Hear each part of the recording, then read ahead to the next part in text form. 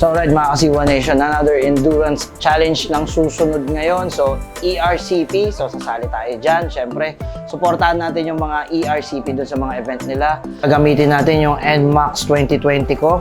So buhay pa naman siya, medyo mas luma-luma nga lang siya. So una natin gagawin dito is tambucho, siyempre. Kailangan yan. Palitan natin yan. Nire-remap na rin natin yan. Yung suspension nito, okay na yung suspension nito, napalitan na namin to, wala na akong babaguhin. I-adjust na lang ulit ito. Makina! Yan, dito sa makina. Palagay ko yung makina kailangan na namin i-check dahil at least 30K na ang tinakbo nito. Hindi pa to na-fuel injection cleaning. Hindi pa to nare-refresh ang makina. So, re-refresh din natin to. So, yan, papalitan din natin yung disc rotor nito kasi kain na. So magtatanong kayo bakit po nakakain yan. So natural po nakakain yan lalo na kung matako po kayo magpreno at minsan pag mainit na po yung motor o kaya long ride na gamit na yung preno, sinasagad-sagad nyo pa rin. So yung normal po nangyayari yan. Wear and tear po ang tawag dyan. Pero pag nagpalit po kayo ng aftermarket, make sure po na maganda yung materials. Kasi naman po pag yung aftermarket, lalo na po yung mga replica lang, mabilis po talagang bumigay yun. Magugulit kayo sa preno nyo, hindi na kumakagat minsan. Sa panggilid naman, wala na tayong babaguhin dito. I-inspectionin na lang natin to kasi very well maintained naman yung panggilid nito. Nagamit kasi namin mga mekaniko namin to. Ang dapat ko na lang ipa-check dito if yung mga bola ko, yung bushing ko at yung belt ko lalo malamang. Narinig ko na siya pagpag na. Baka yun yung palitan ko rito. Pero yung pinaka-pulley, dry face, lining, center spring, clutch spring, hindi ko nagagalawin yan. Ito na yung set natin para dito sa NMAX na to.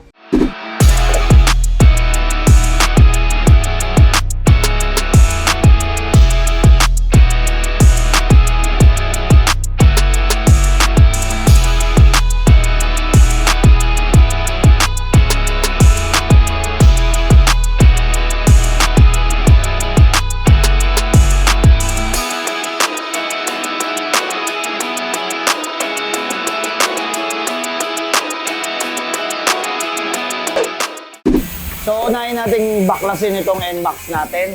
FI cleaning, tapos babaklasin yung head. Bakit po babaklasin yung head? Titignan namin yung dumi sa loob, yung carbon. Medyo mataas na yung tinakbo nito, due na rin talaga siya. Ang spark plug po, mayroong lifespan yan. Pag sumasablay na po ang lifespan ng spark plug ninyo, doon po nag-i-start lumakas yung konsumo or doon nag-i-start bumagal yung motor ninyo. Kaya, lagi nyo sinasabi, pag luma motor bumabagal, try nyo muna i-check yung iba, katulad na ginagawa namin ngayon. Pag natapos yun, babalik sa brand new uli yun.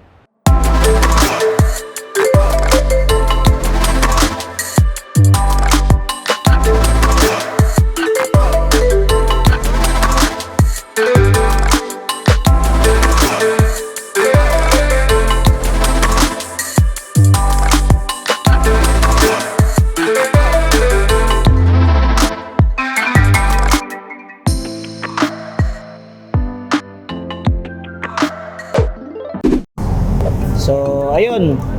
Itong motor na to, magmula nung kinuha namin, nakatambucho to, lagi to naka-muffler. Hindi pa to nabibrake, naka-muffler na to. Ngayon lang to nag-stock kasi ginagamit namin pan-deliver.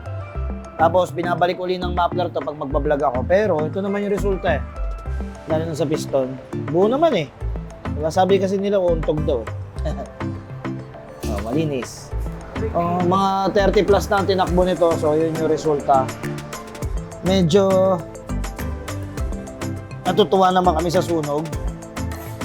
Kasi sunog, kahit tostado pero hindi malala. Kasi kung wala sa remap yan, mas malala yan. May kain.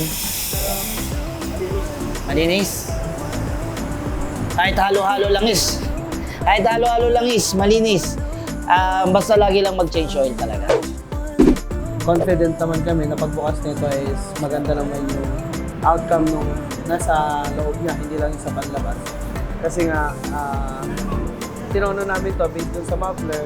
So, yung percent ko dun siguro mga 70 to 80% goods pa siya.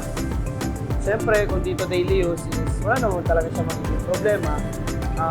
Medyo mayroon lang talaga siyang mga corrosion. So, normal yun para sa 30,000 km auto para sa mga motor kasi yung 30,000 na yun is sobrang haba na ng tinakbo niya.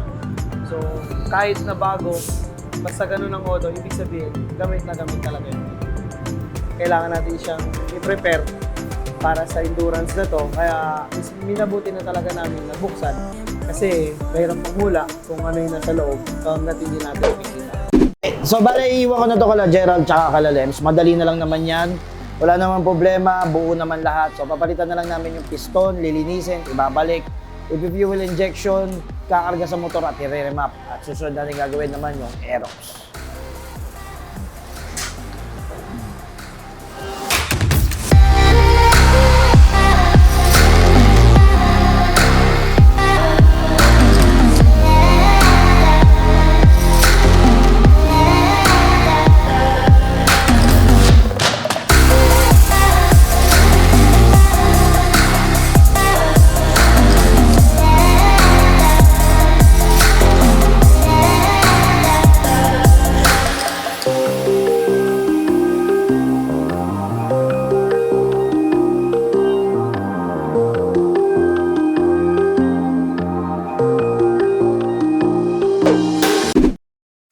So yung mga Aerox NMAX, alam nyo naman may problema yan sa front suspension. Laging nagbo-bottom out yan.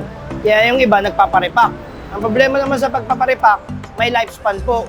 Eventually, naluluma yun lang is bumababa rin. Kaya ang ginawa ko rito sa NMAX ko na pula, bumili ako ng JBT na adjustable forks na mas makapal. Kasi ang stock ng Aerox kasi laki lang ng Mio. Para sa malaking motor na yun, manipis yun. Kaya minsan yung manibela natin, pag nalulubak tayo sa Aerox, gumagano, nagloloko. Kasi hindi rin kaya ng T-post, masyadong malaki yung motor. So pinalitan natin ng mas matabang shock, yung NMAX. Without knowing na hindi rin pala pasok to sa Aerox. So ito po ang Aerox stock. So itong sukat niya, nakita nyo na to sa iba. Yan ang sukat. 5.20, 5.19. Itong aftermarket ng NMAX, makapal yung baba. Yan. Yan o, halos doble. Pero dito sa part na to, maliit. Yan. So, ito yung part na pumapasok sa T-post. Ito yung hindi na. Okay. Ngayon, akala ko, papasok to sa Aerox. Nung kinabit namin, ngayon ko lang nalaman. Itong stock size ng NMAX ay hindi kasukat ng stock size ng Aerox. So sa mga nag-aakala na Aerox and NMAX almost identical. So isa pa po itong proof na magkaiba talaga sila. Ayan o. So ito po yung stock na pasukan nung dito. Ito po yung stock niyan. So magkaiba sila ng Aerox and NMAX. So mission failed kami doon. So every build na ginagawa namin, normal na to, nagkakamali talaga kami. Kasi trial and error kami gumawa ngayon dito eh. So ngayon, nagpapabili ako ngayon ng JVT na adjustable shock para sa Aerox talaga. Kasi itong NMAX namin ready na eh. Kaya better luck next time, try natin to. So narinig nyo naman tong NMAX namin, no? May edad na to. Pag ini-start to, may dalawang redondo bago mag-start. Ngayon, na-refresh namin, natuwa kami sa output. Tignan nyo ah. Ito, cold engine to. Talagang isang start lang. Diba? Bilis lang.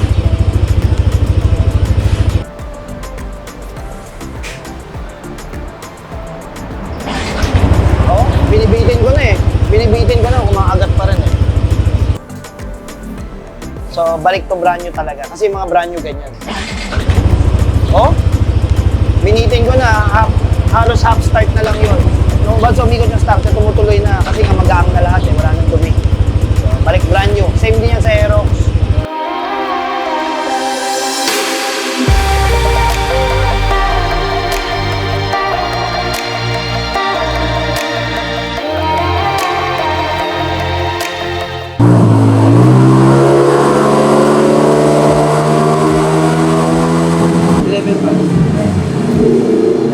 Anong sabat? Yes. Anong stock?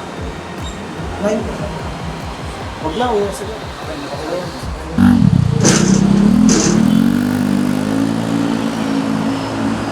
Nag-on-C siya, 12.9 lang, tapos mabalik ulit. Tapos balik ulit siya sa 12.2. Hindi, anong speed lang ako? Nakuha ko siya ng 115 boss. 115. Straight. Magte-test tayo gaano kalakas ang dalawang busina sa apat na busina. So, andito guys yung Aerox and NMAX na gagamitin natin sa ERCP Endurance. Bakit dapat na mas malakas ang gamit nating busina para sa endurance?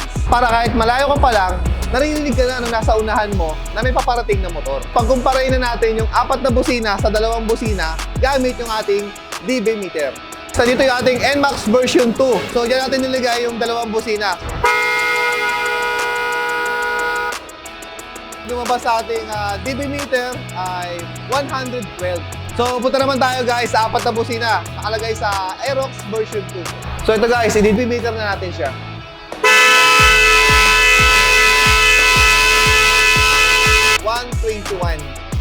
So, ganoon siya kalakas para dito sa 4 na busina. Nakita nyo na pinagkaiba ng 4 na busina sa 2 busina. So, yan yung gagamitin natin para sa darating na ERCP Endurance. Tapos ito yung pangalawang motor na gagamitin natin, itong Aerox natin. Ito yung Aerox na ginagamit ko sa racetrack, medyo napabayaan na rin. So isa-isahin natin, check upin to ngayon kung ano yung mga dapat ayusin.